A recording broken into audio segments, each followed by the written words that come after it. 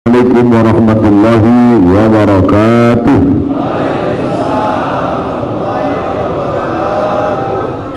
Bersyukur kita kepada Allah dengan mengucapkan Alhamdulillahi Rabbil Alamin. Berselawat kepada Rasulullah dengan ucapan Allahumma salli ala Sayyidina Muhammad wa ala ali Sayyidina Muhammad. Anak raja memakai katun dipakai di pangkal titi. Saya tak lagi berpantun, sudah dihabiskan Pak Bupati. Itu sekedar membalas saja, karena tradisi Melayu kalau ada pantun katanya mesti dibalas. Itu saja. Insya Allah semua kita ini yang hadir mendapatkan barokah. Bukan kata saya, kata Nabi Muhammad sallallahu alaihi wasallam, Allahumma barik li ummati fi bukuriha, berikan berkah pada umatku pada waktu pagi. Itu dikatakan Nabi. Jadi yang paling selamat sekarang ini memang kita ngutip pendapat orang, jangan berpendapat sendiri, karena nanti ditembak orang kita. Kutip aja pendapat orang. Begitu juga subuh ini saya mau mengutip pendapat orang. Ini saya bacakan ya. Kata beliau, maaf tidak layak, tapi saya sebutkan, berzina tapi tetap meyakini zina itu haram, itu dosanya lebih ringan daripada tidak berzina tapi mengatakan zina itu boleh. Memang susah mencerna kalau belum sarapan. Saya ulang sekali lagi, berzina tapi mengatakan zina itu haram, itu dosanya lebih ringan daripada tidak berzina tapi mengatakan zina itu boleh. Sudah 2 kali ulang bisa dipahami? Bisa. Kalau 3 kali tak juga bisa, bagus kita pulang sama-sama.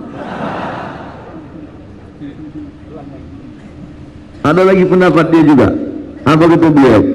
Tahun 2012 diadakan penelitian oleh Dharma Putra menunjukkan 70% mahasiswi UIN Sunan Kalijaga Yogyakarta tidak perawan sebelum zina dihalalkan. Bagaimana kalau sudah penghalalan itu?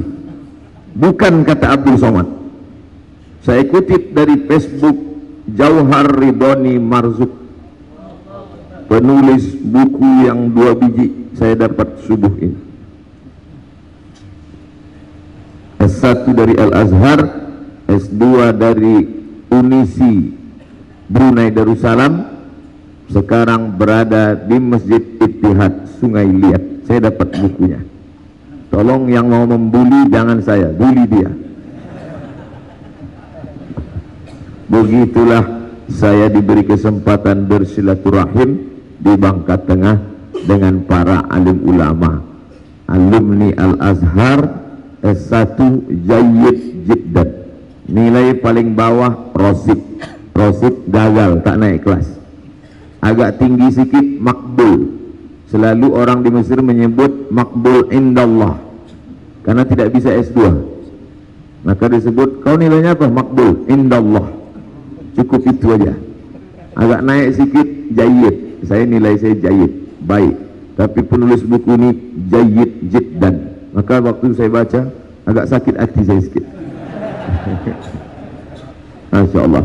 Ada pula bersama kita subuh ini habaib, orang yang kita cinta, keturunan Rasulullah SAW dari alumni Al-Ahqaf, satu alma mater dengan Buya Yahya di Yaman. Darul Mustafa Tarim Hadramaut, Al-Habib Umar bin Hafiz, didikan beliau, hadir bersama kita. Ada di kampung halaman kita di Bangka Tengah. Lalu kemudian pula saya pernah ke Kalimantan, berjumpa dengan Tuan Guru Bahid. Kitab yang beliau kaji paling populer adalah Syarah Hikam Al-Ata'iyah karya Imam Ata'illah Ibnu Ata'illah As-Sakandari, hikmah-hikmah, tapi syarahan beliau luar biasa. Sampai saya dapat komentar dari Malaysia, Ustadz, Saya sudah lama berjumpa, mau jumpa dengan Tuan Guru Wahid, tapi Ustaz Somad sudah ketemu duluan di Barabai.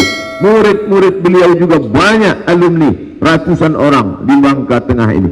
Artinya apa? Kalau ada orang Bangka Tengah masuk neraka, itu keterlaluan.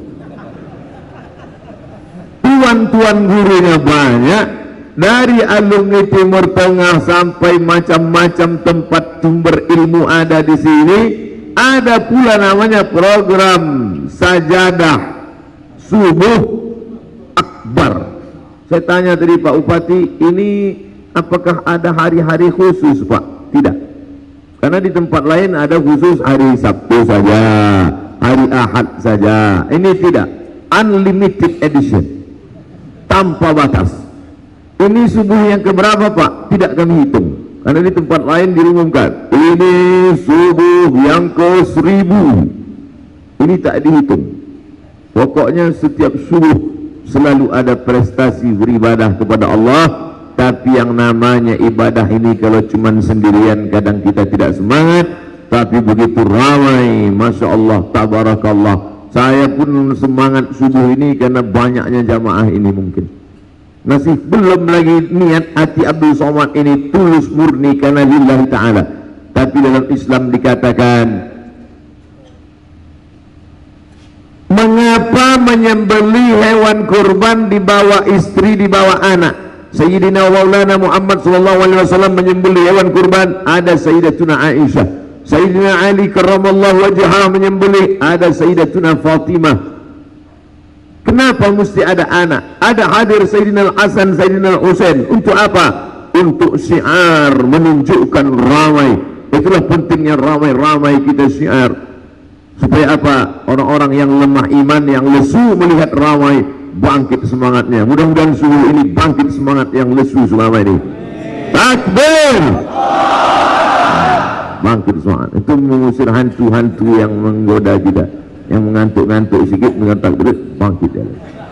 Nanti kalau saya ingat udah ada agak-agak mengantuk, saya takbir lagi. Nah, Bapak Ibu yang dimuliakan Allah, ibu-ibu ada juga. Oh, ada tenda khusus ibu-ibu di luar. Cuman saya tak bisa menengok karena kaca ini, kami dalam kaca. Ibu-ibu di luar menengok kami di dalam ni macam ikan dalam akuarium. Saya buat masjid kita kaca keliling. Masya Allah, tabarakallah. Katanya dalam hadis disebut, orang di surga itu di dalam bisa menengok keluar, di luar bisa menengok ke dalam. Agak-agaknya nanti kita di surga begitu. Yang di luar bisa nengok dalam, yang luar bisa nengok keluar. Cuman karena kaca ini bukan kaca surga, jadi agak-agak gelap sedikit. Tapi nikmat surga itu mala a'yunun ra'at a'dadtu li'ibadiyas salihin. Aku siapkan, kata Allah, untuk hamba-hambaku yang saleh, mala a'yunun ra'at, belum pernah ditengok mata, wala udhunun sami'at, belum pernah didengar telinga, wala khatara ala qalbi bashar, belum pernah didengar oleh hati, belum pernah dipandang mata, belum pernah terlintas dan terbetik di pikiran manusia. Itulah surga. Kalau pernah kau bayangkan, kau pikirkan, bukan surga, karena dia adalah kejutan yang akan diberikan Allah pada orang yang beriman. Mudah-mudahan kita mendapatkannya.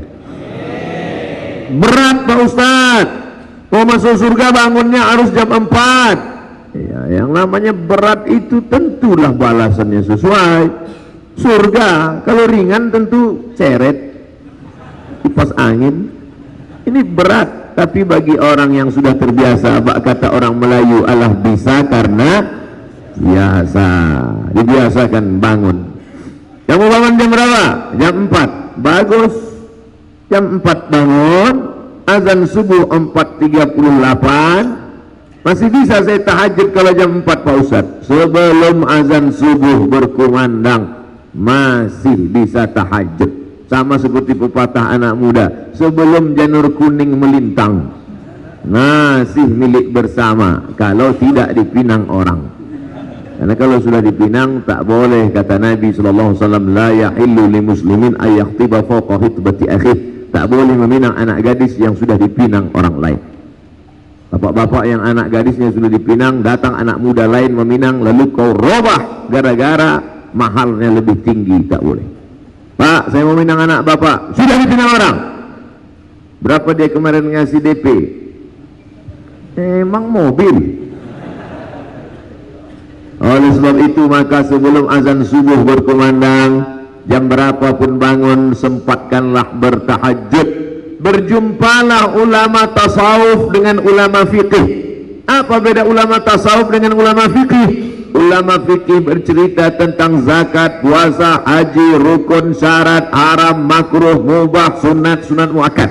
Sedangkan ulama tasawuf bercerita tentang masalah hati, hasad, dengki, riya, sum'ah. Bagaimana obatnya? Ridha, tawakal, qanaah, rendah hati, tawadhu, zikir, taubat, ta'alli, tajalli.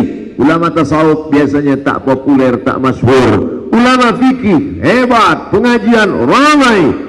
Lalu kemudian meninggallah ulama tasawuf.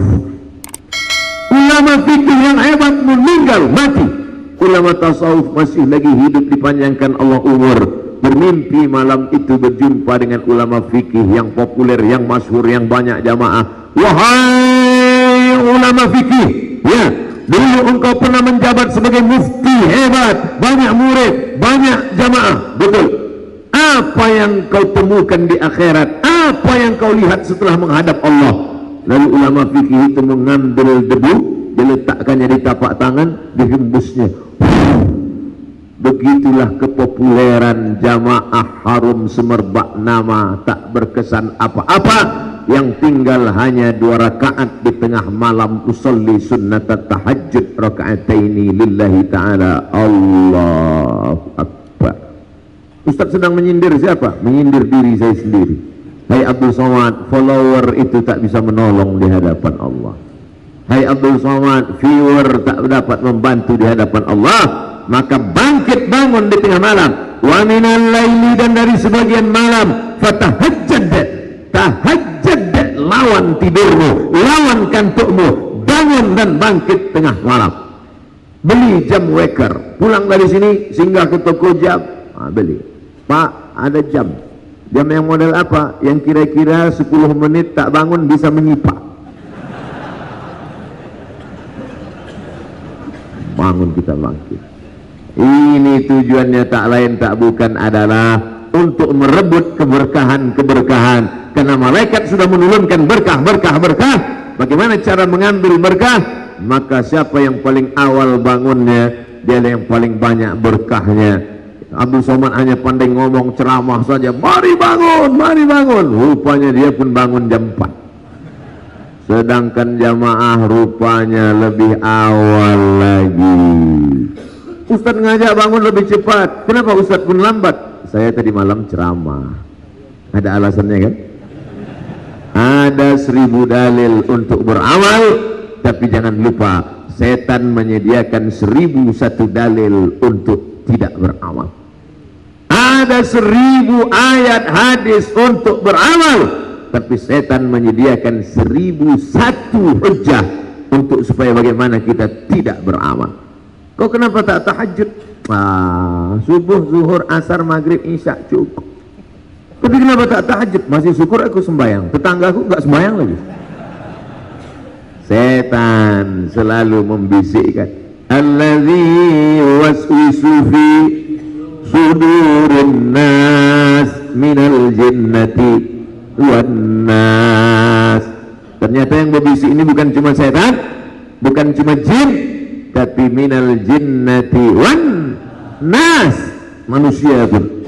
Ente enggak usah terlalu rajin-rajin kali, enggak usah pakai tahajud, pakai witir, pakai sholat taubat. Sholat wajib aja, subuh, zuhur, asar, maghrib, isya, udah. Kita nanti masuk surga di emperan pun udah cukup lah. Apa yang ke tengah-tengah kali? Kalau jumpa gini bagaimana? Hei setan, cukuplah kita mengajak orang berbuat baik. Kalau tak bisa untuk mengajak orang buat baik, jangan menghalangi orang buat baik. Betul? Oleh sebab itu maka selalu ada niat. Maka niat, azam, tekad kuat di bulan Muharram ini memang betul-betul hijrah. Hijrah dari apa? Hijrah dari maksiat kepada taat. Hijrah dari apa? Hijrah yang selama ini solat wajib saja, mulailah hijrah kepada melaksanakan solat sunat.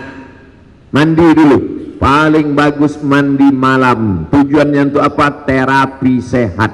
Tapi katanya Pak Ustadz, mandi malam itu nanti kena penyakit rematik, sakit tulang. Itu kalau malamnya habis maghrib. Bahkan ada sebagian orang habis maghrib mandi kulitnya biru-biru, dicubit setan. Tapi kalau mandinya sudah lewat jam 1 malam, itu justru terapi kesehatan, bagus, segar, air dingin. Jam 1, jam 2, jam 3, jam 4 sampai menjelang subuh, bagus. Dan manfaatnya lagi, innal malaikata tata'ayya, sesungguhnya malaikat tersakiti dengan bau. Makanya kata Nabi, man akala basalan au thawman falyatazil masjidana hadha. Siapa yang makan bawang merah, makan bawang putih, jangan dekat-dekat masjid kami. Kenapa? Karena malaikat tersakiti dengan bau bawang itu. Habis makan bawang merah, bawang putih, masuk masjid, wah binas, malikin nas. Kawan di sebelah sholat, Allahu Akbar, nampaknya bawang. Oleh sebab itu maka tadi sebelum sholat sunat qabliyah, saya sholat sunat qabliyah, usolli sunnatas subuhi rak'ataini qabliyatan. Mau usolli, saya tengok Habib di sebelah naik ke atas, sebelum angkat tangan beliau ambil siwak. Sunnah. Laula an asyqa ala ummati, kalaulah tidak memberatkan bagi umatku, la amartuhum bisiwak, kusuruh mereka bersiwak inda kulli shalah. Setiap mau sholat siwak, setiap mau sholat siwak. Saya sholat di Masjid Indragiri Hilir. Setiap saya ke masjid itu, kebetulan dari Dewan Juri Musabaqah Tilawatil Quran. Apa kata imamnya? Luruskan shaf, luruskan shaf. Siwak. Sekarang barulah ditulis di baliho, ajak anak Anda gosok gigi 3 kali sehari. Makan pagi, makan siang, makan malam.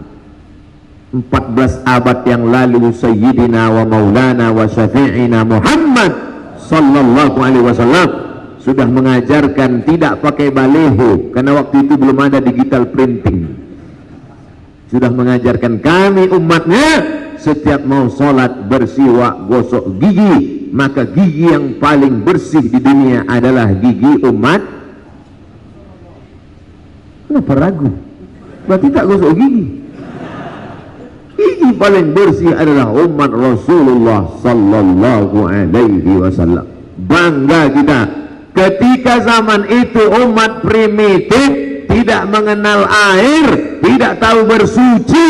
Seandainya Nabi Muhammad sallallahu alaihi wasallam itu tinggal di tepi sungai Gangga, atau Nabi Muhammad itu tinggalnya di tepi sungai Nil, tidak heran karena banyak air. Tapi dia tinggal di kota Makkah Al-Mukarramah. Belum pernah saya tengok sungai di Makkah. Tapi yang diajarkannya, mau sholat wudhu, wudhu pakai air. Maaf cakap, mandi wajib pakai air.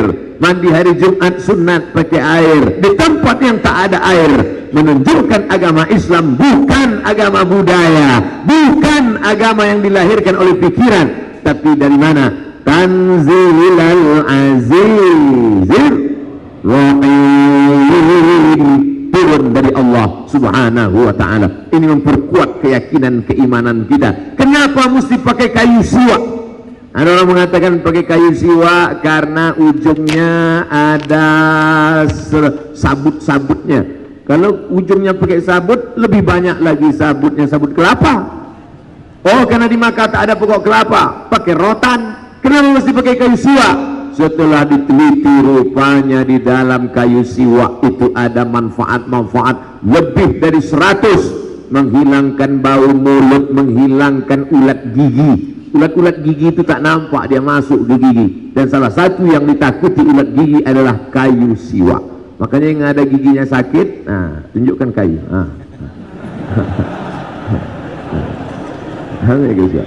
Kalau macam-macam cucuk kan. Dari kecil anak-anak kita ajarkan.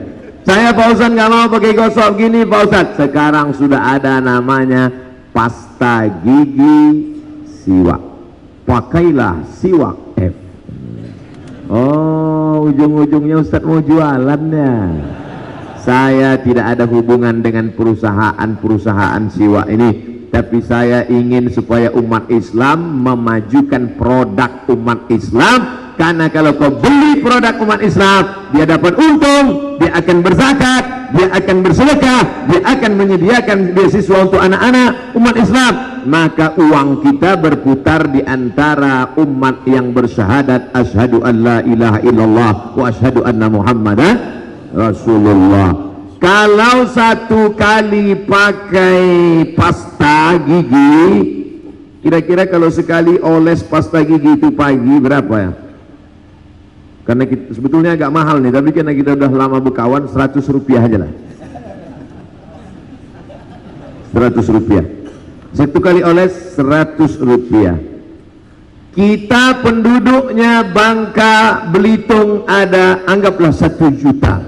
Satu kali oles 100 rupiah kali 1 juta penduduk, berapa? Memang kalau pagi payah ngitung memang. Saya ulang sekali lagi. Satu kali oles sapu pasta gigi, sikat gigi 100 rupiah, kita penduduk ada 1 juta, maka sekali oles serentak orang Bangka Belitung mengoles 100 juta. 100 juta sudah bisa buat satu kelas. Jadi dalam 1 bulan sudah ada 1 juta sebulan 3 miliar uang umat Islam dari sekali oles. Nah, makanya besok pakai siwak, maka uang beredar di antara umat Islam. 3M itu kalau dibelikan cincau, masukkan ke kolam renang kita ramai-ramai.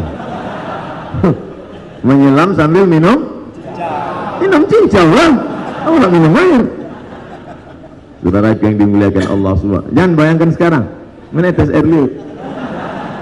Saudara yang dimuliakan Allah Subhanahu wa ta'ala. Oleh sebab itu maka ini adalah pelajaran penting bahwa kita mesti melaksanakan alaikum bisunnati, ikuti sunnahku, wa sunnatil khulafa'ir rasyidin, ikuti sunnah khulafa'ir rasyidin al-mahdiyyin min ba'di, setelah aku mati, kata Nabi, abdu 'alaiha bin nawazil, gigit pakai gigi geraham. Sunnah artinya kebiasaan. Sunnah kebiasaan.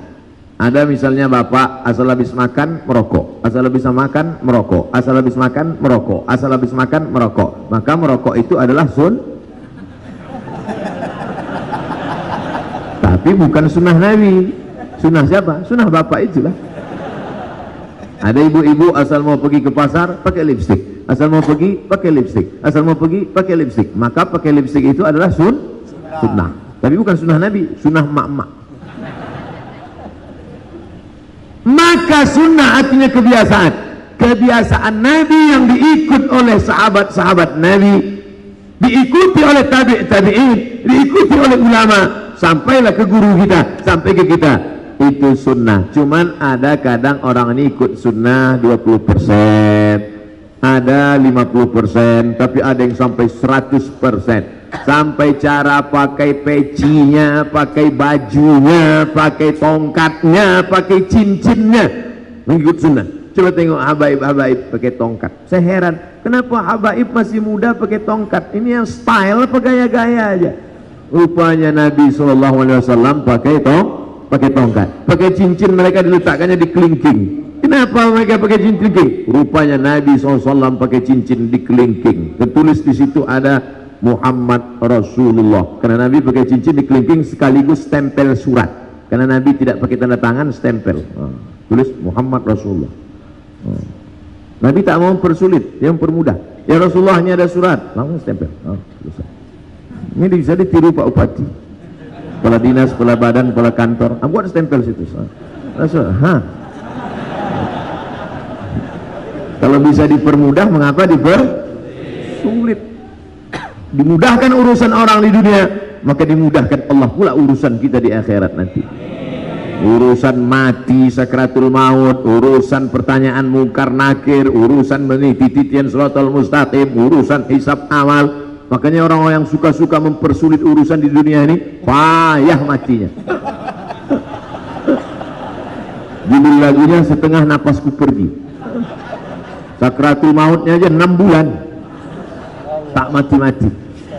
Tapi orang yang suka mempermudah, begitu tengok Ustaz Somad ada si fulan di rumah sakit, begitu kita datang Bismillahirrahmanirrahim Yasin.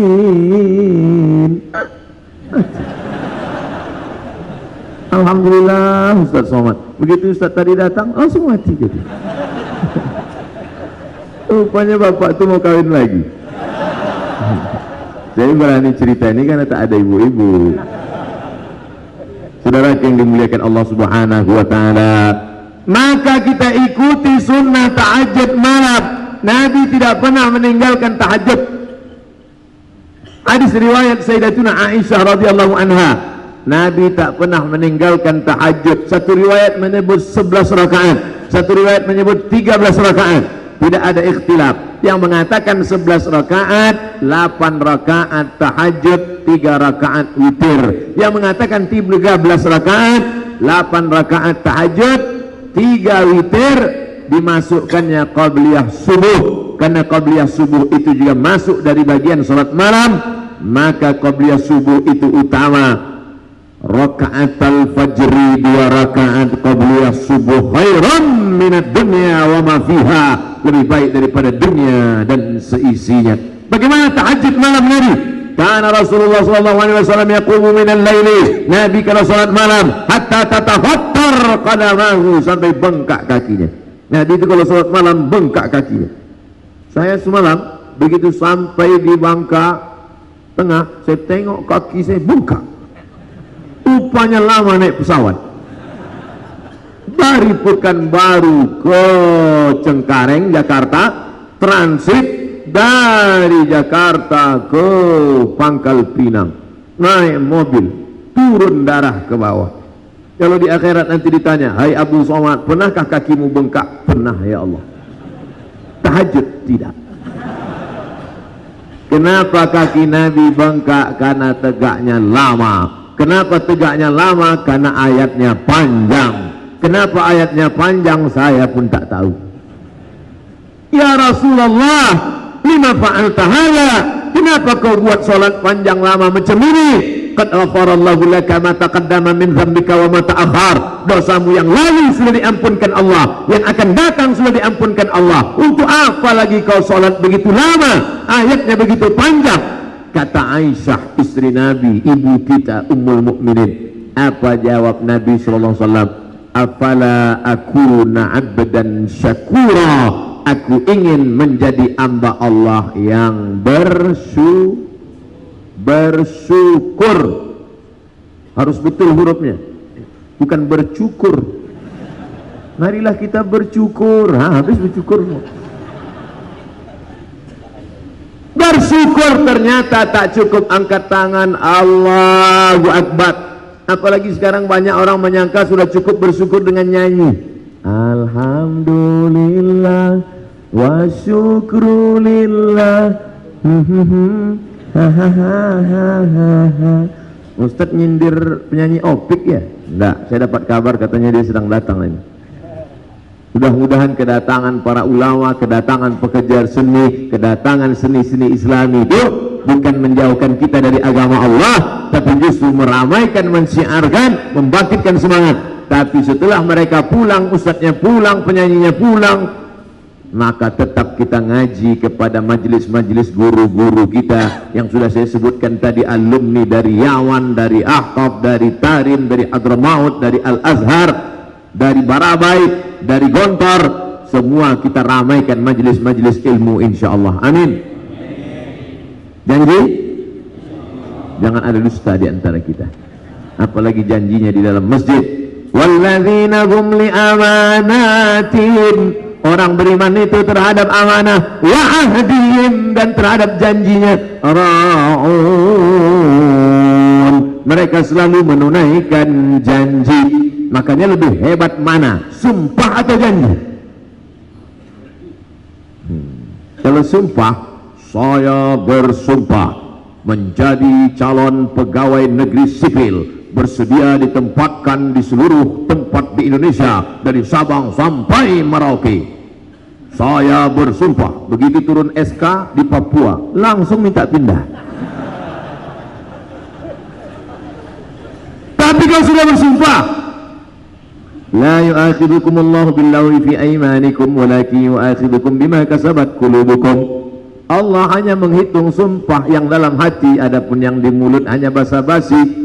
Fakafaratuhu, menebus sumpah, it'amu asharati masakin, kasih makan 10 orang miskin, au kiswatuhum, kasih pakaian 10 orang miskin, au tahriru raqabah, bebaskan budak hamba sahaya. Faman lam yajid fasyamu salasati ayyam, siapa yang tak sanggup kasih makan orang miskin, yang tak sanggup belikan pakaian orang miskin, tidak sanggup membebaskan budak hamba sahaya, puasa 3 hari.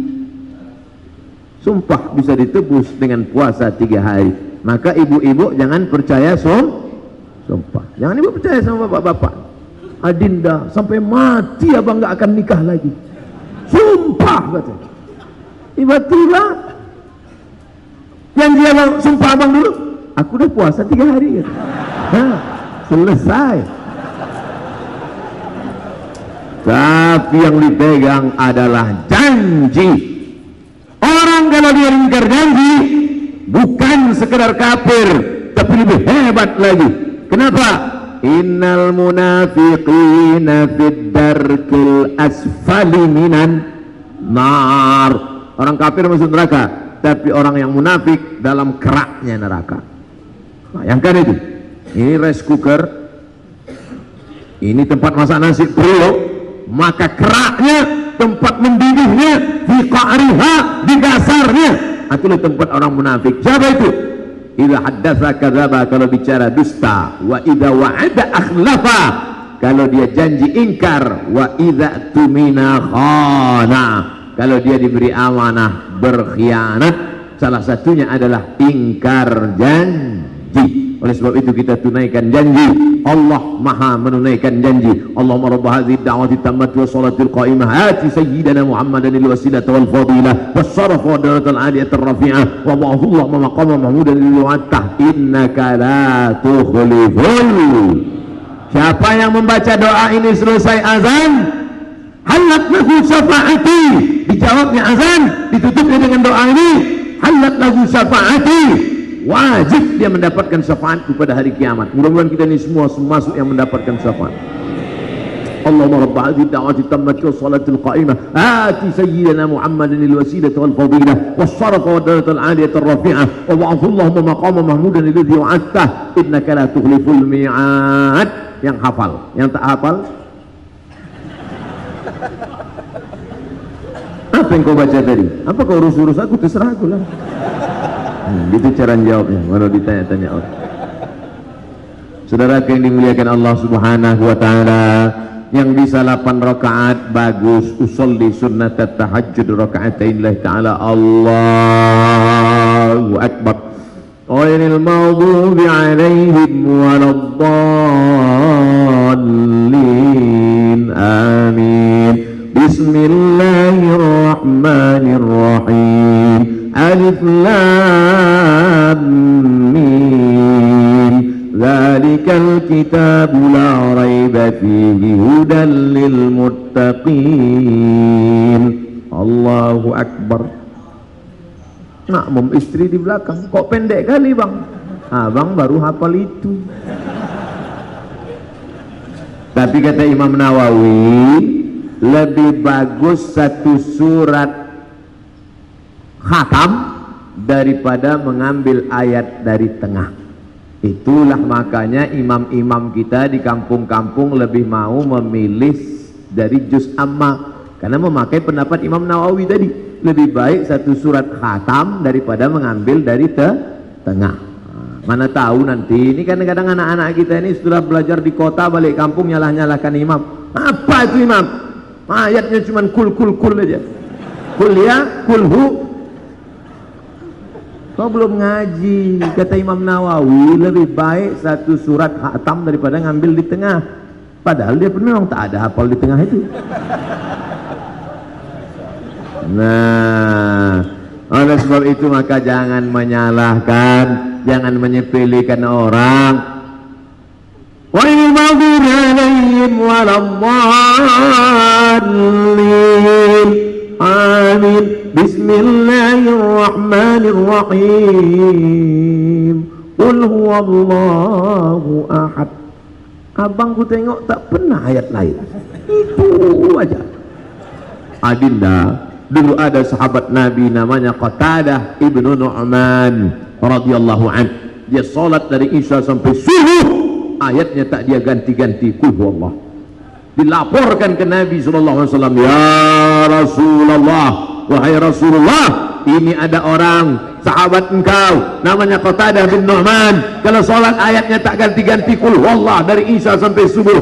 Apa kata Nabi sallallahu alaihi wasallam? Innaha la ta'dilu thulutsal Qur'an. Qul huwallah itu sama dengan sepertiga Al-Qur'an. Maka sepertiga kau baca 3 kali sama dengan menghatamkan Al-Qur'an. Nah, sebenarnya abang banyak hafal ayat lain, tapi karena hadis inilah maka ayat ini tak sudah. Begitu cara bapak membela. Oh, tapi ibu tu ada hadir pula, jadi tahulah dia udah. Mestinya pengajian ini kita buka hanya untuk laki-laki saja. Saudara yang dimuliakan Allah, intinya apa? Bisa ayat tengah bagus, bisa ayat pendek bagus. Faqra'u ma tayassara minal Qur'an. Bacalah apa yang mudah bagimu dari Al-Qur'an. Kebetulan ingat haji. Wa atimmul hajja wal umrata lillah. Kebetulan ingat tentang zina. Ya ayyuhalladzina amanu la taqrabuz zina. Kebetulan ingat tentang puasa. Ya ayyuhalladzina amanu kutiba alaikumus siyamu kama kutiba alal ladzina min qablikum la'allakum tattaqun. Kebetulan ingat tentang curi-mencuri. As-sariqu was-sariqatu faqata'u aydiyahuma. Pencuri laki-laki, pencuri puang, potonglah tangannya. Nah, jadi jelas. Kau kalau habis Fatihah itu apa yang kau ingat? Tak ada Pak Ustaz. Inna a'tayna. Baca lagi.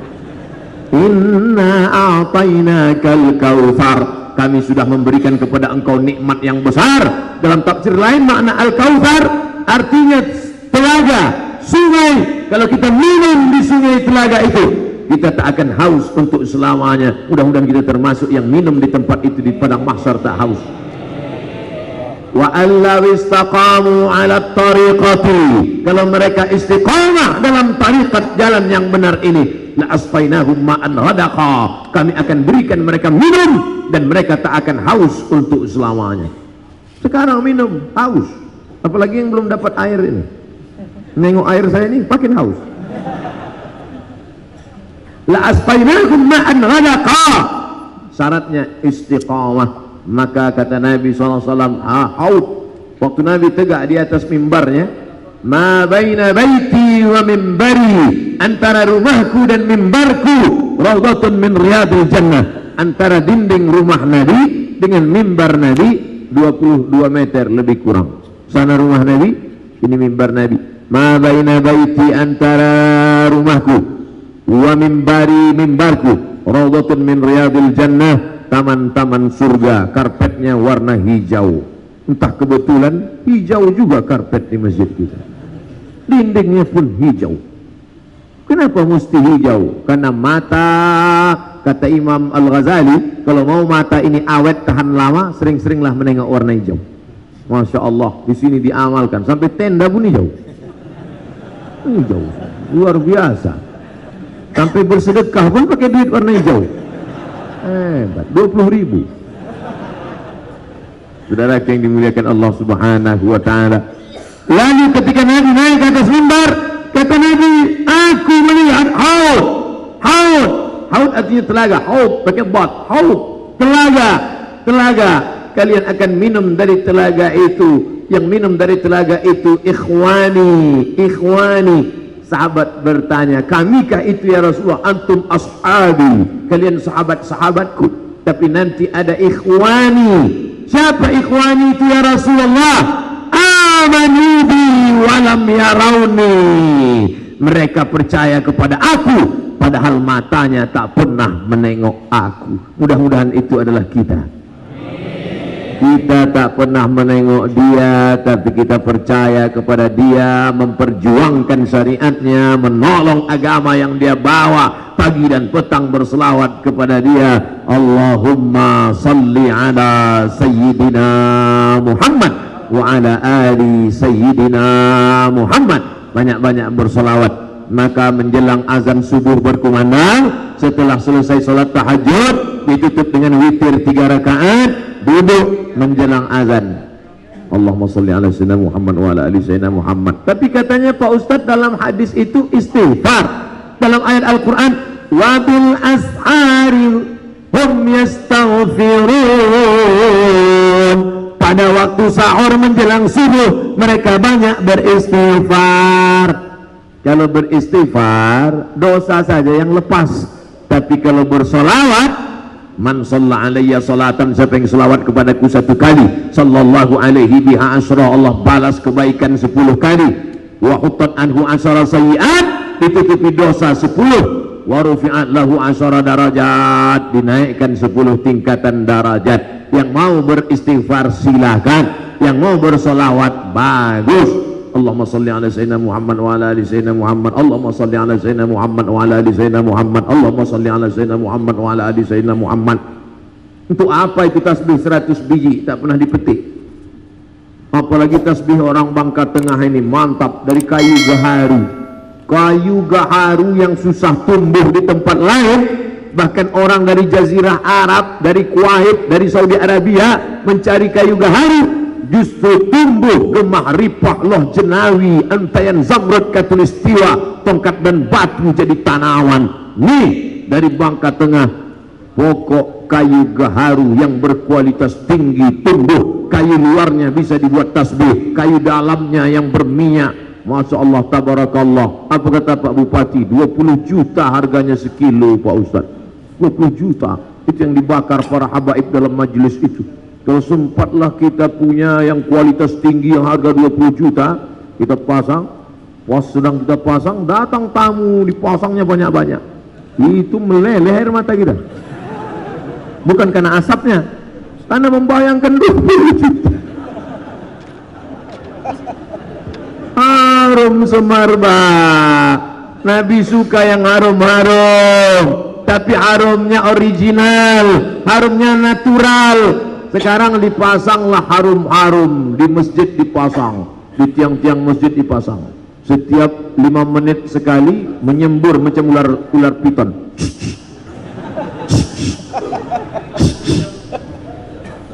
Semua jamaah menghirup.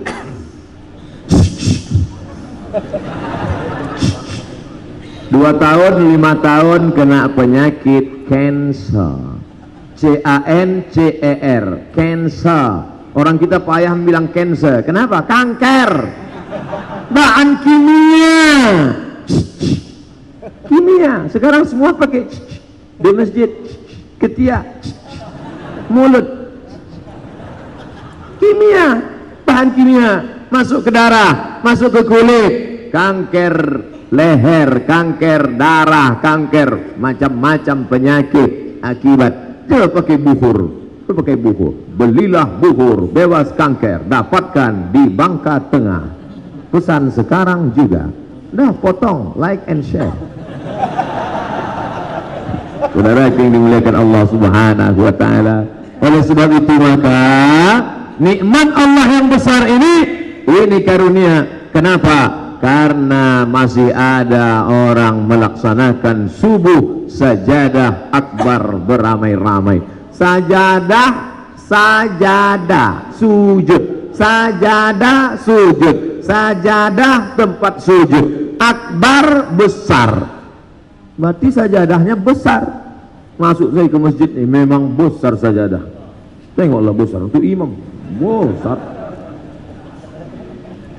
Sajadah akbar, sajadah tempat sujud, walaupun secara nahu yang betul sajadah kubro, muannas, tapi salah-salah sikit ya nggak apa-apalah sekali-sekali. Saudara yang dimuliakan Allah Subhanahu wa taala, walau anna ahlal qura seandainya penduduk Bangka Tengah itu beriman, wattaqau, dan mereka bertakwa. Dua saja yang diminta Allah. Kalau penduduk Bangka Tengah itu beriman, bertakwa, dibalas Allah dua. La fatahna alaihim barakat, akan kami bukakan untuk orang Bangka Tengah itu barakat, barakah minas sama, dari langit, wal ard, dari bumi. Walakin kadzabu, tapi kalau mereka dustakan ayat kami, tak mereka ramaikan masjid, tak mau mereka mengaji, mereka tinggalkan majelis ilmu, mereka sia-siakan para habaib dan ulama, akhadnahum, kami cabut, ikan-ikan kami cabut. Sekarang banyak yang dulu produksi ikan, dulu Pak Ustadz, itu tahun-tahun 70-an tempat produksi ikan, sekarang cucu ikan pun tak ada lagi, habis. Kemana hilangnya? Tak tahu, ditelan bumi. Allah mencabut nikmat. Akhadnahum, kami cabut barakah. Gara-gara apa? Bima kanu yaksibun, karena perbuatan mereka. Maka Allah liyu'adzibahum wa anta fihim. Allah tak mungkin menurunkan azab selama Muhammad sallallahu alaihi wasallam masih ada di tengah kalian. Mana Muhammad sallallahu alaihi wasallam? Tak ada lagi di tengah kita, dia sudah meninggal. Tapi ternyata namanya tetap disebut. Bahkan di masjid kita ini bukan sekedar namanya disebut, namanya dituliskan di dinding, Muhammad. Setiap mata menengok itu berselawat Muhammad sallallahu alaihi wasallam. Sallallahu ala Muhammad marhaba, sallallahu alaihi wasallam marhaba. Marhaba, marhaba diambil dari 3 huruf, rahaba, marhaba, rahaba artinya tanah yang lapang. Mengapa kita menyebutkan marhaban ya Rasulullah, marhaban ya Nurul Aini, marhaban Jaddal Husaini, marhaban, dada kami lapang menerima kedatangan engkau ya Rasulullah. Rasulullah tak datang, tapi cucu cicit keturunannya datang ke bumi ini. Rasulullah tak datang, tapi pewarisnya datang ke negeri ini. Siapa pewarisnya? Al-ulama warasatul anbiya, ulama pewaris para nabi. Kalaulah mereka tak datang ke pulau ini, bagaimana mungkin kita mengenal Allah? Bagaimana kita mungkin mengenal Rasulullah? Bagaimana mungkin kita tahu salat? Makanya anak-anak kita mesti kita wakafkan. Salah satu anak saya mesti menjadi ulama. Amin. Anak saya satu sudah jadi PNS Pak Ustadz, anak saya yang satu sudah jadi bisnismen Pak Ustadz, anak satu sudah jadi dokter spesialis Pak Ustadz, anak saya satu jadi polisi Pak Ustadz, anak saya satu jadi Satpol PP Pak Ustadz. Mana anakmu yang mengajak orang ke jalan Allah? Anak kau di mana? SMP. Anak kau di mana? SMA. Mantap. Yang itu mana? Fakultas Hukum. Keren. Ini mana? Pesantren. Mau makan apa? Ada orang ini asal disebut pesantren sekolah agama, yang ada di kepalanya makan, makan itu letaknya di sini, sedangkan berpikir itu letaknya di sini. Kalau kepala kau sikit-sikit cerita makan, berarti otakmu dekat dengan lambung, berarti otak udang. Kenapa sikit-sikit makan? La taqtulu auladakum, jangan kau bunuh anakmu khasyata imlak, karena takut tak makan. Kau bunuh anakmu karena takut tak makan. Nahnu narzuquhum, kami yang memberi makan mereka. Anak-anakmu itu kami yang beri makan. Wa iyyakum, jangankan makan mereka, makan engkau pun kami juga yang memberi. Kalau tidak, kata Allah, nasi yang akan disuap pun tak masuk ke mulut. Sudah disiap musuh. Allahumma barik lana fima razaqtana wa qina adzabannar. Mati. Innama amruhu idza arada syai'an ayaqula lahu kun. Jangan takut menyekolahkan anak sekolah agama. Jangan takut menyekolahkan anak di pondok pesantren. Kuasa rezeki dari Allah Subhanahu wa taala, maka itu yang akan menolong di hadapan Allah nanti pada saat tak ada satupun yang bisa menolong illa kecuali nasrum minallah wa fathun qarib, pertolongan dari Allah dan kemenangan. Syarat dari kemenangan itu datang adalah mesti ada yang memakmurkan masjid, mesti ada yang menyampaikan hadis-hadis Nabi, mesti ada yang menyampaikan ayat-ayat Quran. maka didiklah anak-anak kita di sekolah-sekolah agama, masukkan ke pondok pesantren. Siap memasukkan anak ke pondok pesantren? Yang bilang siap, daftarkan segera.